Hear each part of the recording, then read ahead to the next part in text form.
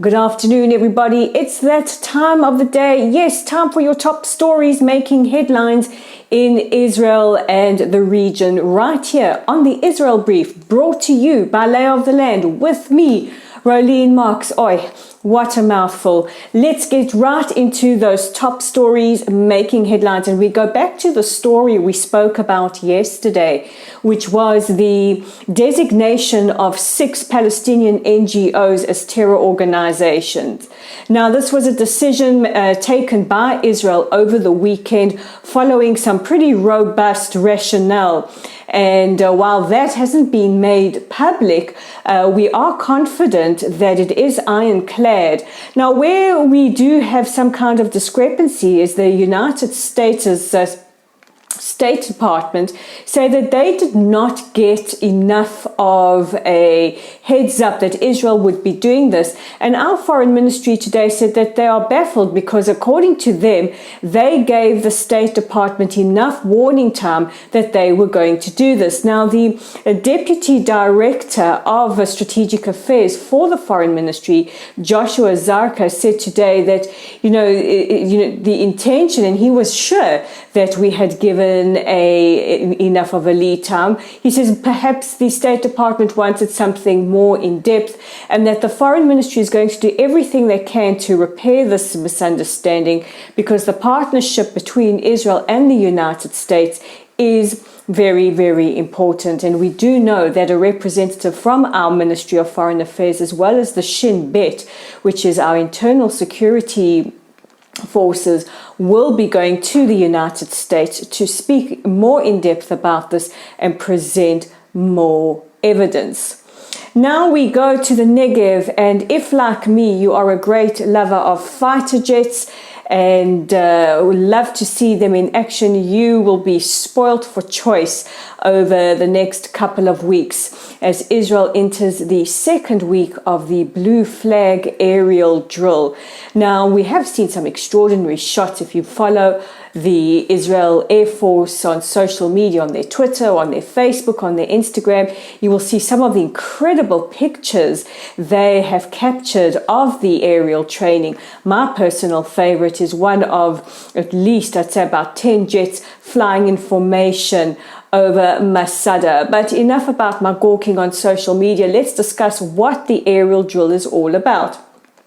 Well, last week, 8 countries joined Israel to practice these maneuvers, and this week have been joined by at least another 8, including Australia, the United Arab Emirates, the Netherlands, Japan, and more. So at the moment, we have thousands of foreign troops and dozens of foreign fighter aircraft all engaged in this very, very advanced aerial drill. Now, the aim of the drill is not just to grow partnerships and work together, but also to improve skill and operational ability. And there is no doubt, especially since this has been hosted right here in Israel, that this sends a very powerful message out to Israel and our allies, enemy within the region and beyond, that we have the capabilities, the fighter and firepower, and that if attacked, we will not hesitate to use it. But really, if you do like these fighter aircraft and are in the Negev desert, turn your head up to the skies. You may be in for a treat. Now, we've been speaking over the last couple of months about Ben & Jerry's, their boycott of Israel, the car crash interview that the founders of Ben & Jerry's engaged in. We've also spoken about the fact that US states like New Jersey, New York, Arizona have enacted their Anti-Bds Laws and started to pull their funding or their investment of their pension funds from Unilever, who is the holding company of Ben & Jerry's.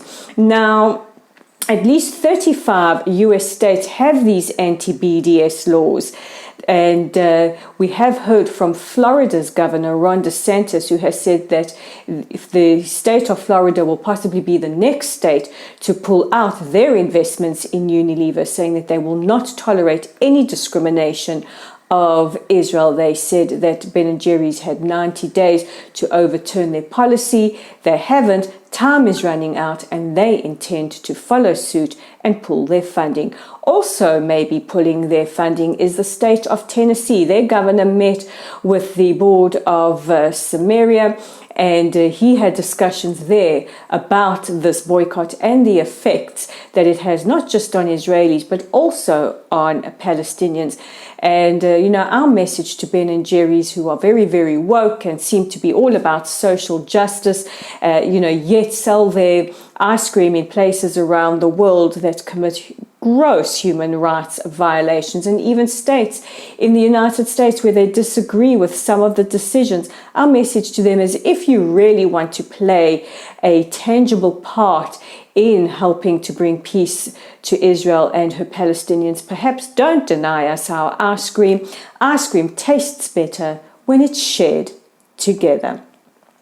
And our final story, we just want to take a moment to acknowledge that it has been a year since the passing of somebody much beloved to Jews around the world, a towering intellect, one of the greatest of all times, and certainly of our generation, Rabbi Lord Jonathan Sacks, who was chief rabbi not just of the United Kingdom, but of the Commonwealth, and was really seen as the Jewish world's rabbi. Well, last night and today marks his Yortzeit, marks a year since he passed away, and we just want to take a minute to acknowledge his legacy, the tremendous leader and intellect that he was, the strength that he brought to so many of us through his teachings, through his wisdom, and just say may his memory be eternally blessed as we keep his family, his friends, his colleagues, his community, and everybody who loved him in our thoughts and prayers. Those are your top stories making headlines. Don't forget to check out our website at www.layoftheland.online. We have our October edition of the Arab Voice, news from the region that you might not see in other publications, but you will get it on Lay of the Land. It's also up on our Facebook page at Lottle's site. Please join us by liking or following us and sharing this very content. We are also on YouTube, and we would love your help in helping our YouTube community to grow. So if you are watching this there, please click that red subscribe button, click like and share our content. We want to get news from Israel out to as many people as possible and can do it with your help. We're on Twitter at layoftheland5. That's at layoftheland5. Tweet us, hit us up, send us a message. We love it when you do that. But also don't forget that we will be back tomorrow with the next edition of the Israel Brief, exclusively here on Lay of the Land, bringing you those top stories from Israel, just how you like them. I'm Rolene Marks. This is the Israel Brief, and we'll join you again same time tomorrow. Stay safe and stay healthy.